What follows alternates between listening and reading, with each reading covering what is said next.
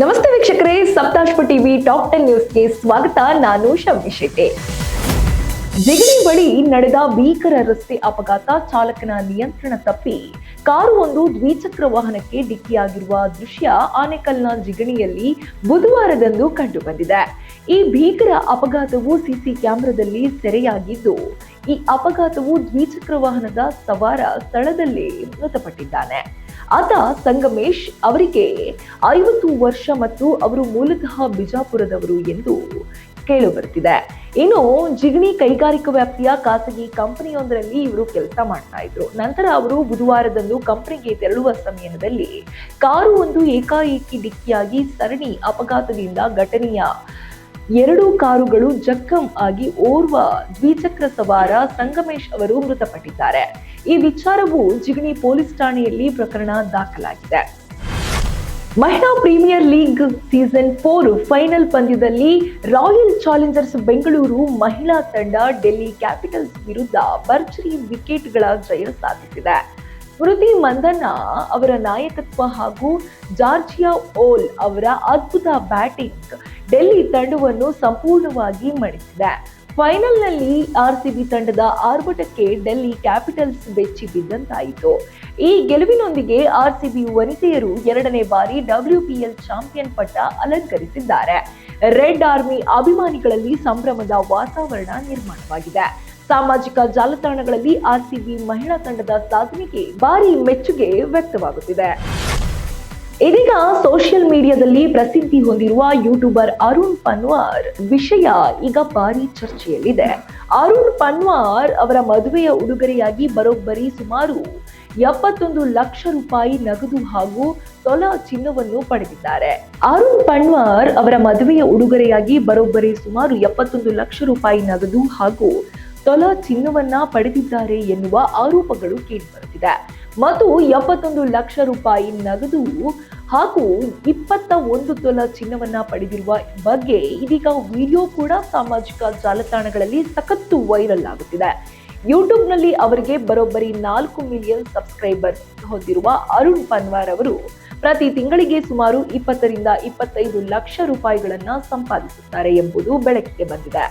ಆದರೆ ಅರುಣ್ ಅನ್ವಾರ್ ಅವರು ಅವರ ಮದುವೆಯಾಗುವ ಹುಡುಗಿಯ ಕುಟುಂಬದಿಂದ ವರದಕ್ಷಿಣೆ ಪಡೆದು ಅದನ್ನ ದಾನ ಎಂಬ ಹೆಸರಿಟ್ಟಿದ್ದಾರೆ ಅಂತ ಅನೇಕರು ಸಾಮಾಜಿಕ ಜಾಲತಾಣಗಳಲ್ಲಿ ಟೀಕೆ ಮಾಡುತ್ತಿದ್ದಾರೆ. ಇನ್ನು ನಟ ರಾಜ್ಪಾಲ್ ಯಾದವ್ ಚೆಕ್ ಬೌನ್ಸ್ ಪ್ರಕರಣದಲ್ಲಿ ತಿಹಾರ್ ಜೈಲು ಅಧಿಕಾರಿಗಳ ಮುಂದೆ ಶರಣಾಗಿದ್ದಾರೆ. ಶಿಕ್ಷೆ ಅವಧಿ ವಿಸ್ತರಣೆಗೆ ಸಲ್ಲಿಸಿದ್ದ ಅರ್ಜಿಯನ್ನು ದೆಹಲಿ ಹೈಕೋರ್ಟ್ ತಿರಸ್ಕರಿಸಿತ್ತು. ಕಂಪನಿಯೊಂದರಿಂದ ಸುಮಾರು 5 ಕೋಟಿ ರೂಪಾಯಿ ಸಾಲ ಪಡೆದಿದ್ದ ರಾಜ್ಪಾಲ್ ಯಾದವ್ ಮರುಪಾವತಿಗಾಗಿ ನೀಡಿದ ಚೆಕ್ಗಳು ಬೌನ್ಸ್ ಆಗಿದ್ದವು. ಈ ಹಿನ್ನೆಲೆ ಕಂಪನಿ ಕೋರ್ಟ್ ಮೊರೆ ಹೋಗಿತ್ತು. ಪ್ರಕರಣ ವಿಚಾರಣೆ ನಡೆಸಿದ ದೆಹಲಿ ಹೈಕೋರ್ಟ್ ಆದೇಶದಂತೆ ಶರಣಾಗುವಂತೆ ಸೂಚಿಸಿತ್ತು. ಕೋರ್ಟ್ ಸೂಚನೆಯಂತೆ ತಾವೇ ಬಂದು ರಾಜ್ಪಾಲ್ ಯಾದವ್ ತಿಹಾರ್ ಜೈಲಿಗೆ ಶರಣಾಗಿದ್ದಾರೆ. ಇನ್ನು ಆಟೋ ಕ್ಯಾಬ್ ದರ ನಿಗದಿ ಮಾಡಲು ಸರ್ಕಾರ ಗ್ರೀನ್ ಸಿಗ್ನಲ್ ಕೊಡುತ್ತಾ ಅನ್ನುವ ಪ್ರಶ್ನೆ ಮೂಡ್ತಾ ಇದೆ. ಹೌದು, ನಮ್ಮ ಮೆಟ್ರೋ ಮಾದರಿಯಲ್ಲಿ ಆಟೋ, ಕ್ಯಾಬ್ ಹಾಗೂ ಸರಕು ಸಾಗಣೆ ವಾಹನಗಳ ದರ ನಿಗದಿಗೆ ಪ್ರತ್ಯೇಕ ಪ್ರಾಧಿಕಾರ ರಚನೆಗೆ ಪ್ರಸ್ತಾವನೆ ಸಲ್ಲಿಸಲಾಗಿದೆ. ಪ್ರತಿ ವರ್ಷ ದರ ಪರಿಷ್ಕರಣೆ ಮಾಡಬೇಕೆಂಬ ಬೇಡಿಕೆ ದೀರ್ಘಕಾಲದಿಂದ ಕೇಳಿ ಬರುತ್ತಿತ್ತು. ಸದ್ಯ ಡೀಸೆಲ್, ಪೆಟ್ರೋಲ್ ದರ ಏರಿಕೆಯ ಸಂದರ್ಭದಲ್ಲಿ ರಸ್ತೆ ಸಾರಿಗೆ ಪ್ರಾಧಿಕಾರ ಮತ್ತು ಜಿಲ್ಲಾಡಳಿತ ನಿರ್ಧಾರ ತೆಗೆದುಕೊಳ್ಳುತ್ತಿತ್ತು. ಇದಕ್ಕೆ ಪರ್ಯಾಯವಾಗಿ ಹೊಸ ಪ್ರಾಧಿಕಾರ ರಚಿಸಲು ಸಾರಿಗೆ ಇಲಾಖೆ ಸರ್ಕಾರಕ್ಕೆ ಪ್ರಸ್ತಾವನೆ ಸಲ್ಲಿಸಿದೆ. ಸರ್ಕಾರ ಗ್ರೀನ್ ಸಿಗ್ನಲ್ ನೀಡಿದರೆ ಆಟೋ ಕ್ಯಾಬ್ಗಳಿಗೆ ನಿಶ್ಚಿತ ದರ ವ್ಯವಸ್ಥೆ ಜಾರಿಯಾಗಲಿದೆ. ಚಾಲಕರು ಈ ಕ್ರಮವನ್ನ ಸ್ವಾಗತಿಸುತ್ತಿದ್ದಾರೆ. ಕೆಎಸ್ಆರ್ಟಿಸಿಯಲ್ಲಿ ರಾತ್ರೋರಾತ್ರಿ ಟಿಕೆಟ್ ದರ ಏರಿಕೆಯಾಗಿದೆ ಎಂಬ ಸುದ್ದಿ ಸಾಮಾಜಿಕ ಜಾಲತಾಣಗಳಲ್ಲಿ ಹರಿದಾಡಿತ್ತು. ಈ ಬಗ್ಗೆ ಕೆಎಸ್ಆರ್ಟಿಸಿ ಈಗ ಸ್ಪಷ್ಟನೆ ನೀಡಿದ್ದು ಯಾವುದೇ ದರ ಏರಿಕೆ ಮಾಡಿಲ್ಲ ಎಂದು ತಿಳಿಸಿದೆ. ಬೆಂಗಳೂರು ಮೈಸೂರು ನಡುವಿನ Airavat club class bus ticket ದರ 430 ರೂಪಾಯಿಯೇ ಇದೆ ಎಂದು ಹೇಳಿದೆ. 430 ರೂಪಾಯಿ ಇದ್ದ ಟಿಕೆಟ್ 431 ರೂಪಾಯಿಯಾಗಿದೆ ಎಂಬ ಚರ್ಚೆಗೆ ಕಾರಣ ಕಂಡಕ್ಟರ್ ಕಣ್ತಪ್ಪು ಎಂದು ಸ್ಪಷ್ಟಪಡಿಸಲಾಗಿದೆ. ಐಟಿಎಂ ಯಂತ್ರದಲ್ಲಿ ರೂಟ್ ನಂಬರ್ 94 ಬದಲು 908 ಆಯ್ಕೆ ಮಾಡಿದ್ದರಿಂದ ಈ ಗೊಂದಲ ಉಂಟಾಗಿದೆ. ಇದನ್ನು ಹೊರತುಪಡಿಸಿ ಯಾವುದೇ ದರ ಏರಿಕೆ ಇಲ್ಲ ಎಂದು ಕೆಎಸ್ಆರ್ಟಿಸಿ ಅವರು ಸ್ಪಷ್ಟಪಡಿಸಿದ್ದಾರೆ.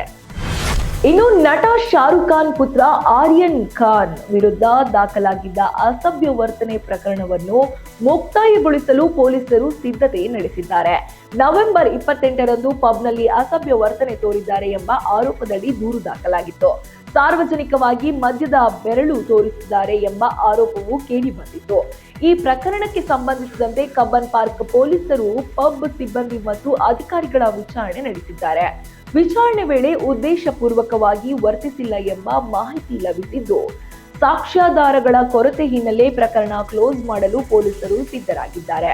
ನಂತರ ಶೀಘ್ರದಲ್ಲೇ ಕೋರ್ಟ್ಗೆ ಕೂಡ ಈ ವರದಿಯನ್ನ ಸಲ್ಲಿಸಲಾಗುತ್ತಿದೆ.